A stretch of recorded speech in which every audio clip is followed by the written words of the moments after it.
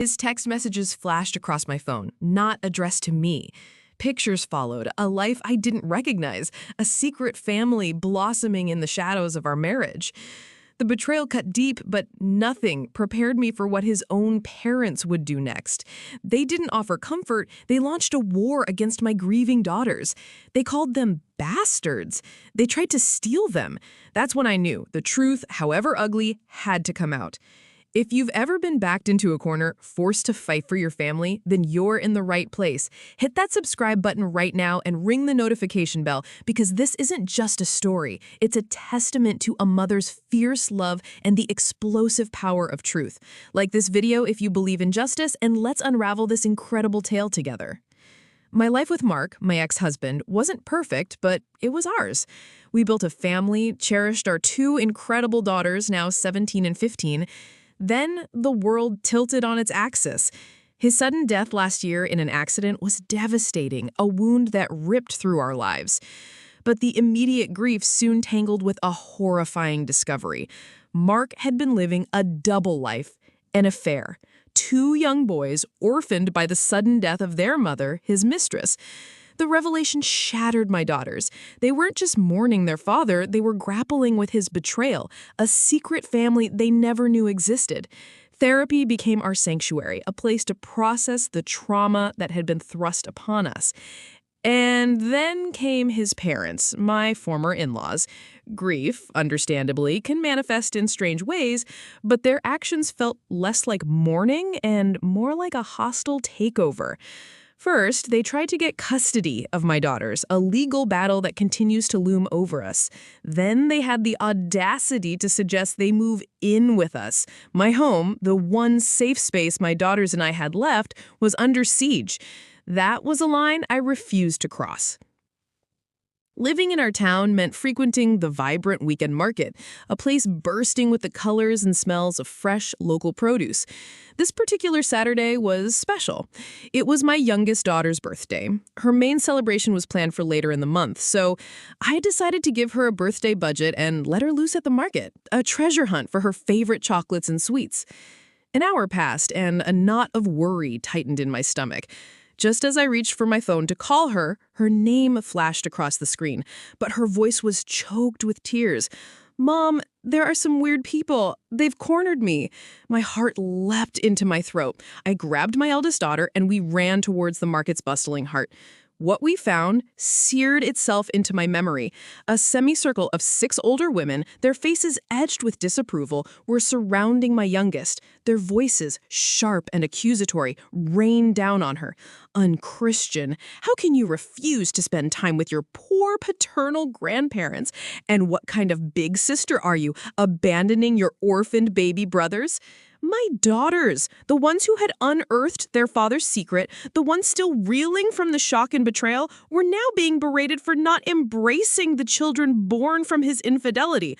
The audacity. I pushed my way through the group, placing myself as a shield between them and my trembling daughter. I told my eldest daughter to quickly pay for her sister's purchases and head to the car.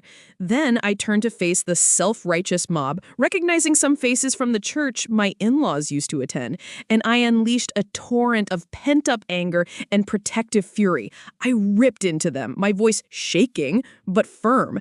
Their response? To tell me I was the worst of all, for daring to defy my ex-in-laws, for not obeying them like a good Christian wife.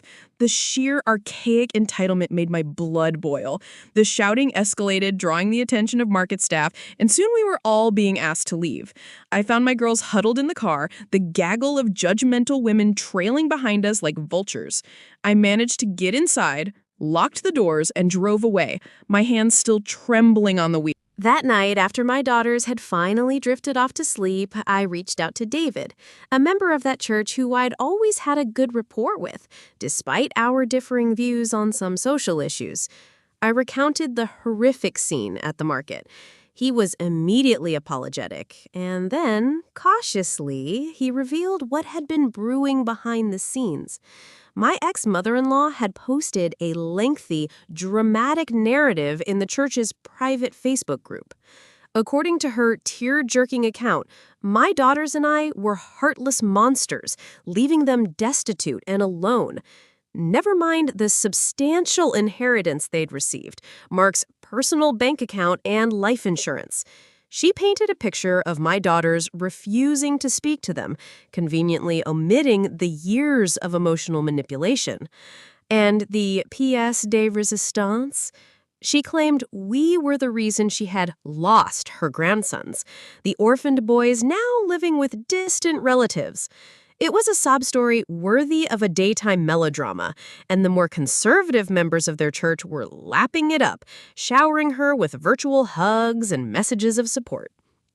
Now, this particular church, while having some views I didn't align with, had one unwavering principle. They were vehemently against cheating, whether by a husband or a wife. It was a cardinal sin in their eyes. So how had my ex-mother-in-law managed to portray the existence of these other children without exposing her own son's infidelity? Her twisted narrative claimed the other woman was a surrogate, hired because I was supposedly unable to have more children. Then she added the utterly vile accusation that I had rejected the babies simply because they were boys. The sheer audacity and blatant lie left me reeling.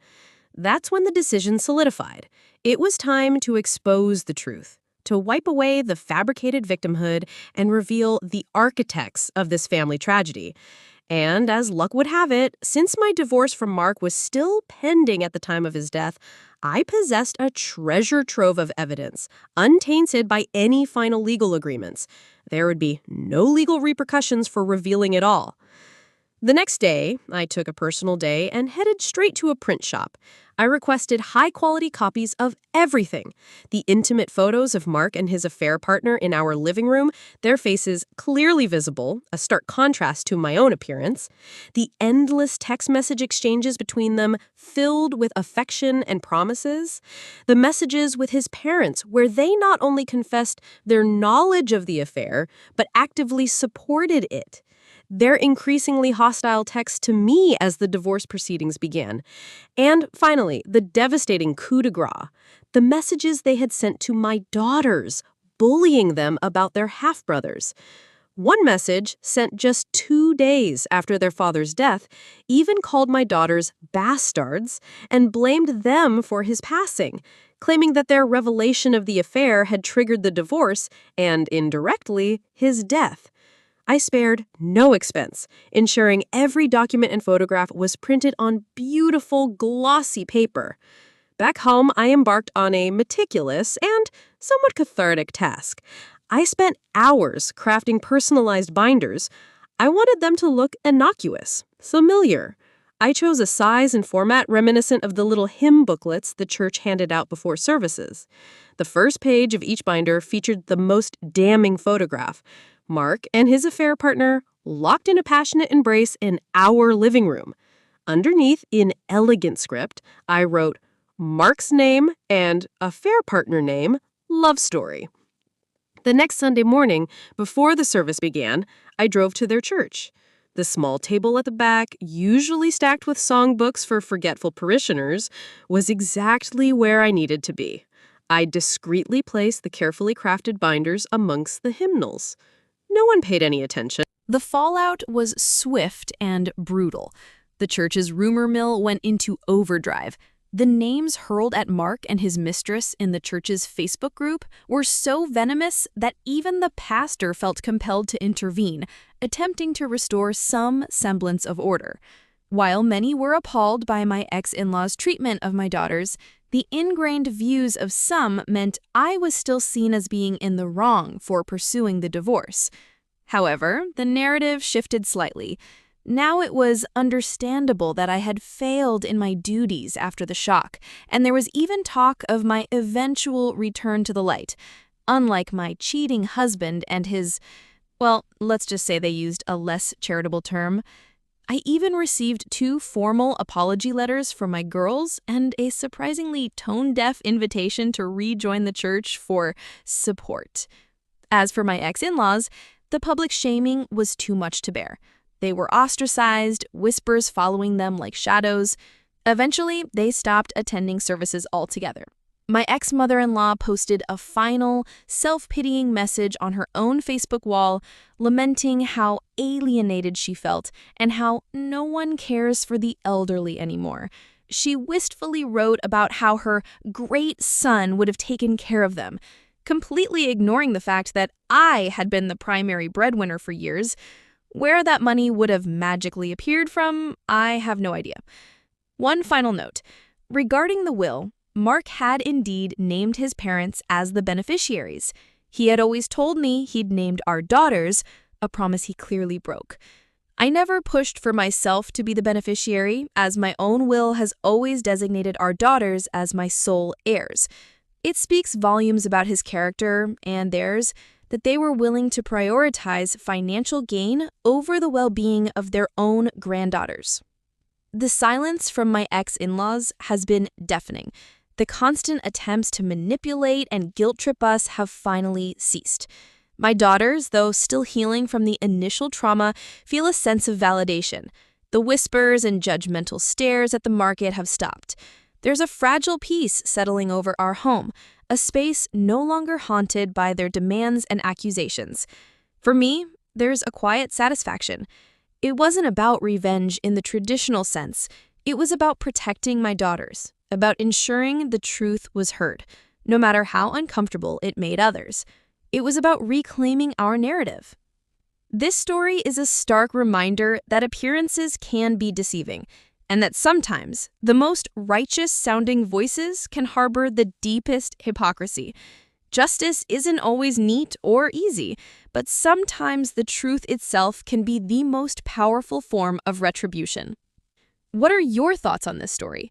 Have you ever witnessed or experienced a situation where the truth brought about unexpected consequences? Share your stories and opinions in the comments below. Don't forget to like this video if you found it compelling, subscribe for more incredible tales of resilience and justice, and share this with anyone who appreciates a good dose of Reddit revenge.